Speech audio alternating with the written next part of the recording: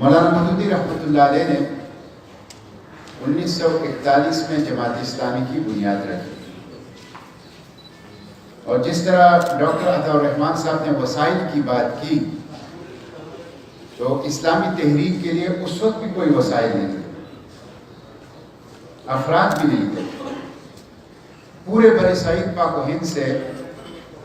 جس میں تورخم سے لے کر بنگال کے آخری سرے تک 75 افراد جمع ہوئے، اور جب ان 75 افراد نے تنظیم بنائی اقامت دین کے لیے، اعلاء کلمت اللہ کے لیے، اسلامی انقلاب کے لیے، اور انہوں نے اپنا جمع پونجی بھی اللہ کے راستے میں حاضر کیا، تو اس کی کل مالیت 74 روپے 14 آنے بن گئی۔ 75 افراد، 74 روپے 14 آنے، یہ آغاز تھا اس بڑے کام کا، جس کا ہدف تھا پورے کرۂ ارض کے اوپر اللہ کے دین کے جھنڈے کو سربلند کرنا۔ اور کن قوتوں سے مقابلہ تھا؟ ان میں سے ایک قوت انجہادی کمیونزم تھا، جو اس وقت تاریخ کے کوڑے دان کے نظر ہو چکا ہے۔ لوگوں کو سمجھانا پڑتا ہے کہ کمیونزم کیا تھا، بھول چکے ہیں لوگ، پناہ کے گھاٹ اتر چکا ہے۔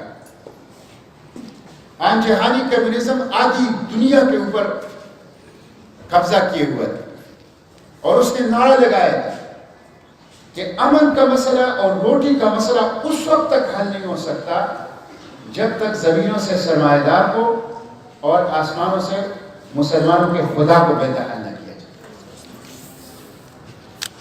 ایک طرف یہ قوت تھی، آدھی دنیا اس کے اوپر ان کا قبضہ تھا، اور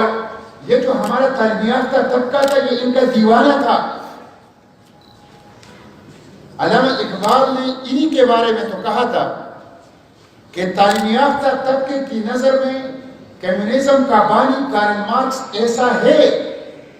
کہ نیست پیغمبر ولیکن در بغل دارت کتاب، پیغمبر نہیں ہے لیکن بغل میں کتاب رکھتا ہے، جو ان کی مشہور کتاب تھی داس کیپٹل، سرمایہ کے اوپر ان کی کتاب۔ تو ایک طرف یہ تھا، دوسری طرف کمیونزم کے مقابلے میں سرمایہ دارانہ نظام تھا، اور سرمایہ دارانہ نظام کا نعرہ یہ تھا کہ مذہب انسان کی ابتدائی زمانے کی ضرورت تھی، انسان بالغ ہو چکا ہے، ارتقائی مراحل طے کر چکا ہے، فطرت کی قوتوں کو تصرف میں لا چکا ہے، اب یہ خود اپنے لیے خیر و شر کے پیمانے بنا سکتا ہے، اب یہ خود اپنے لیے نظام وضع کر سکتا ہے، اسے کسی وحی کی، کسی آسمانی ہدایت کی، کسی پیغمبری تعلیم کی اب ضرورت نہیں ہے۔ ان دونوں کے مقابلے میں 75 افراد، 74 روپے 14 آنے سے یہ آغاز ہوا، اور 40 سال کے بعد مولانا مودودی رحمۃ اللہ علیہ نے